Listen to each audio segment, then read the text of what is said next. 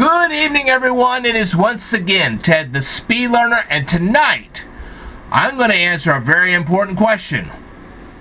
What is a semiconductor? What's its etymology? And more importantly, why do you need to know it? Well, if you have a solid-state drive, you need to know this. Okay?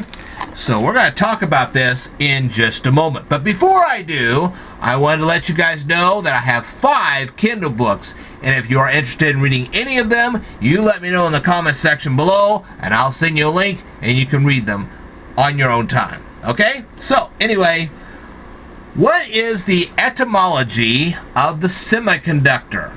Well, the word semi comes from the Latin word semi, which means half. That's where it comes from. Now, what about the word conductor? Well, the prefix con, or com in the Latin, means with or together.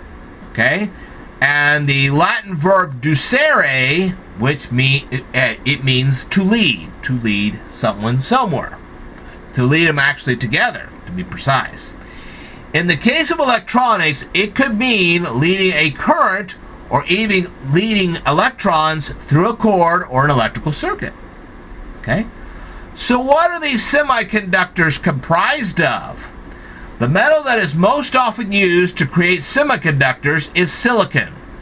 But this silicon is combined with impurities. And there is a good reason for that, and if I don't get to it in this particular video, I will get to it in a future video, because I want to cover this. Okay? If the impurities are pentavalent, then the silicon becomes an N-type semiconductor. Okay? And they represent N-type semiconductors as NPN. Okay?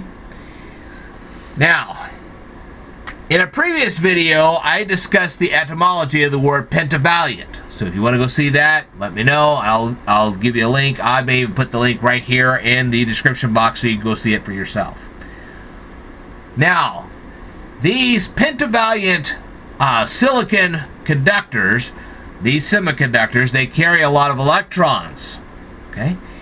If the silicon contains a trivalent impurity, okay, then the silicon becomes a p-type semiconductor.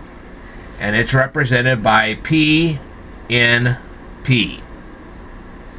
Okay? Now, since I had already discussed the etymology of the word pentavalent, you already know what valiant is in the line of etymology.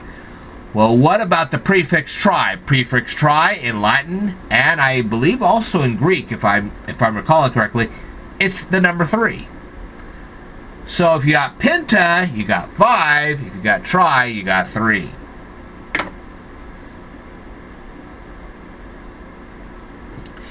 Now, p-type semiconductors have holes in them that hold charges.